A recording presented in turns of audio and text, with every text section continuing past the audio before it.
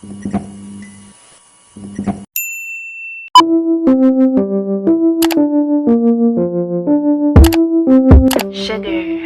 spice, and everything nice. These were the ingredients chosen to create the perfect little girls, but Professor Utonium accidentally added an extra ingredient to the concoction.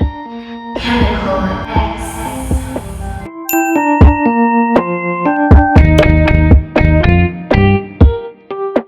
Hi guys, I'm Concepcion of tellemaywhy.com and welcome back to my channel. So for this video, I am going to show you guys my huge 5-5 Shopee haul. So by the way guys, so sa mga hindi pa po nakakaalam, I am currently a Shopee live streamer. So tune in po kayo lagi sa Shopee account ng 9 to 10 p.m. So yun po yung oras ng aking time slot. I talk about everything under the sun, fashion, beauty, tapos I also do challenges. Anyway, so hindi po sponsored ni Shopee yung video ko ngayon. I just really wanted to share you guys my cute items na nabili ko sa Shopee. So all of the items that I will be showing here, I will also be linking it down below in the description box.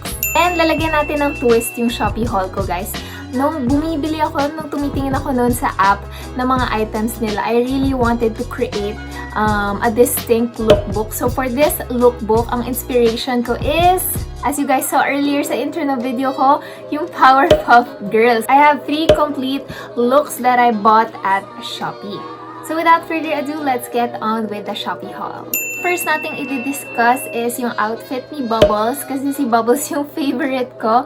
Ayan, so we all know that her color is color blue, baby blue. So, I really looked for cute millennial, or hindi ko sure kung millennial yung aesthetic na to, or Gen Z na ba. Kaso ayan, yan yung umuuso ngayon ng mga looks, yung parang mga e-girl looks. For Bubbles, I chose a cute girly girl top. Syempre, light blue kailangan. And then, meron siyang feathery white detail dito para mas ma-amplify yung pagka-girly niya.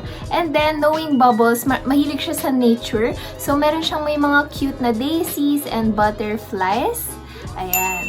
And then, for her bottoms, I chose a cute skater skirt. So, alam naman natin yung attitude ni Bubbles is very bubbly nga, no? Kaya I thought yung ganitong skirt, yung may mga pleats, ang lakas niya maka-school girl, bubbly attitude. So, yung parang na-imagine mo yung mga sa cheerleaders. Ayan, bagay na bagay kay Bubbles. And actually, guys, nahirapan ako nun makahanap ng light blue na skater skirt. Nahanap ko to by searching tennis skirt. So, I think apart from skater girl, pwede nyo i-search tennis girl skirts.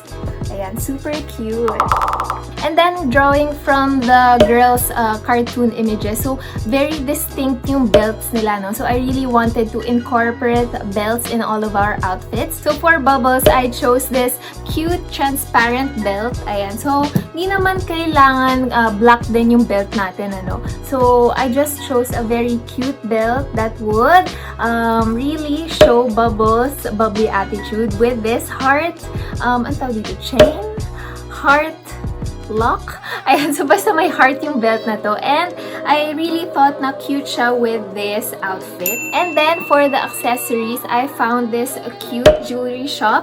Ayan, so ito, drawing again from Bubbles' Love for Nature.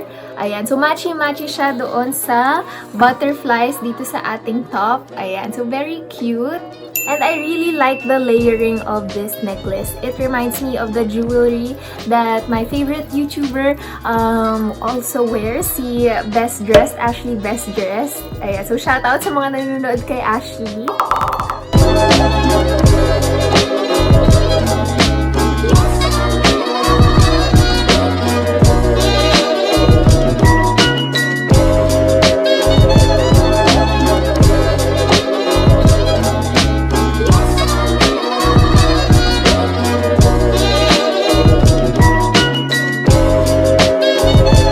On to our next outfit, the very edgy and badass Buttercup. Ayan. So, for this outfit, yung pinili kong top is, syempre, of course, number 1, green. Kasi yun yung signature color ni Buttercup. Ayan. So, ito po yung ating top.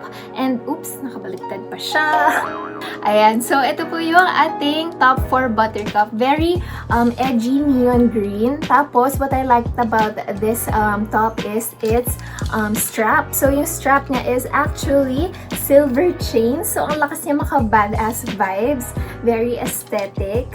Ayan. Noong una ko actually nahanap yung top na to, sold out dun sa isang shop. Buti na lang may nakita akong isa pang shop who also sells this top. Tapos, for her skirt naman, I chose this very also edgy skirt.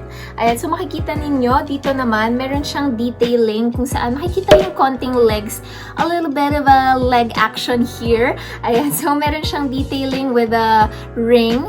So, actually, yung pangalan nito sa ibang shops is Blackpink inspired or Jennie inspired skirt. So, I think kasi nauuso din to sa Korean trends, yung mga ganitong may mga cutouts na skirts. And then, for her belt naman, so, si Buttercup yung may pinaka Powerpuff Girl belt, I think. Kasi siya yung may black belt dito sa ating Shopee haul. Again, edgy po siya, no? With a silver chain dito. So, very cute and aesthetic kasi bagay na bagay sa edgy attitude ni Buttercup. She doesn't take any from anyone. And then, let's accessorize. So, for her necklace, I chose this silver flaming necklace naman. Ayan. So, bagay na bagay sa kanyang fiery attitude. Ayan. So, again, isang tip naman na mabibigay ko sa inyo for accessorizing, guys, is always matching your metalware with each other. So, for Buttercup's outfit, puro silver po yung mga minatch kong mga accessories.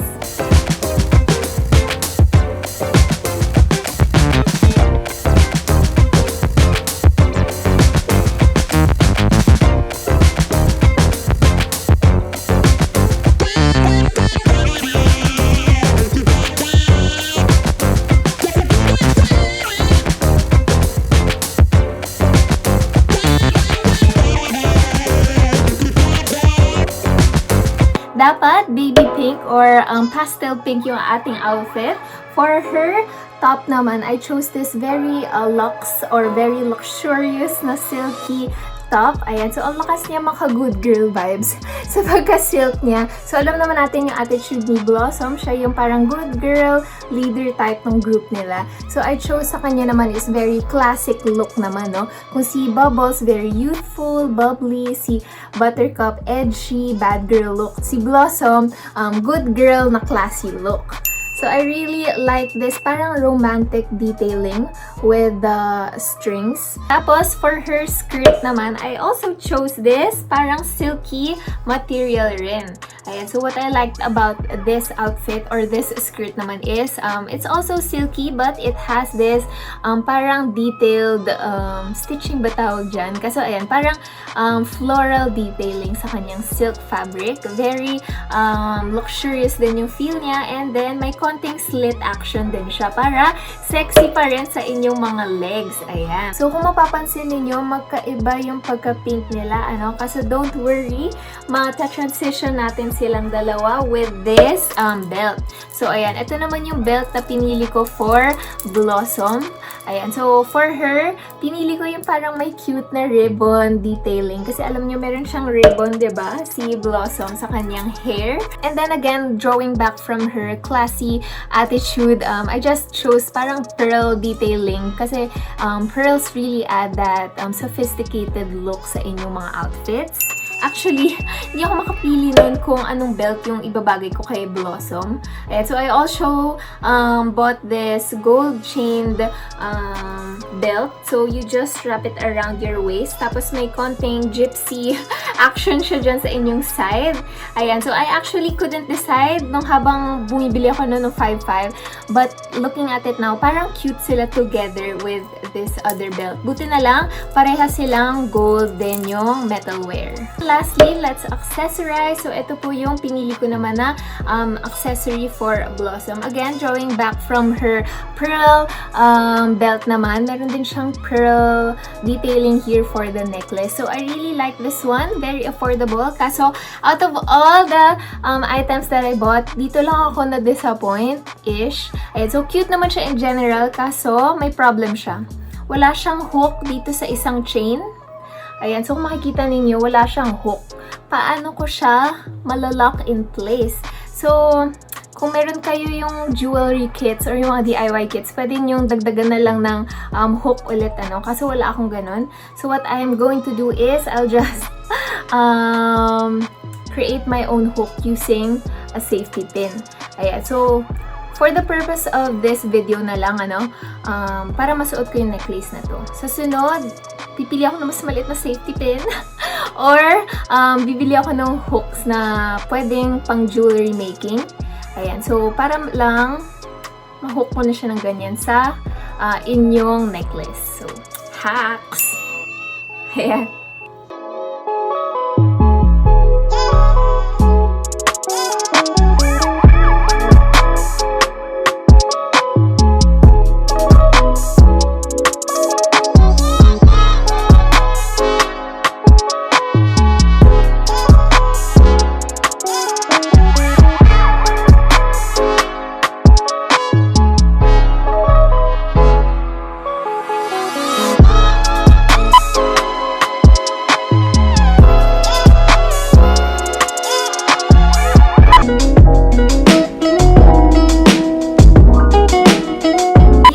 Ating mga Shopee items from our 5-5 haul. Super cute. And again, ililink ko po down below ang ating mga Shopee items for you to also check out. Again, guys, I am one of Shopee's live streamers, and if you guys have the time, ayan, so sali po kayo sa ating Fan Wars. Every 9 to 10 p.m. po yung aking live stream.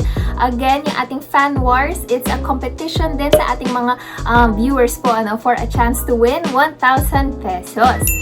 And that's it for this video, guys. I hope nag-enjoy kayo sa ating Shopee haul na Powerpuff Girls, modern Powerpuff Girls inspired. And halimbawa kung kayo din, gusto niyo din gumawa ng mga ganitong looks, please do comment down below. And if may mga suggestions po kayo kung other cartoon characters or mga TV show characters na gusto nyo gawan ko ng mga modern looks, please comment down below. And again, if nag-enjoy po kayo sa ating video, please give it a big thumbs up. And also, if you guys still haven't yet, please click that red button down below, click subscribe, and do also check out my website as well. It's tellemaywhy.com. And do also check out my Instagram, Twitter, and Facebook, and also TikTok, all with the usernames tellemaywhy. And I'll see you guys again next time. Bye!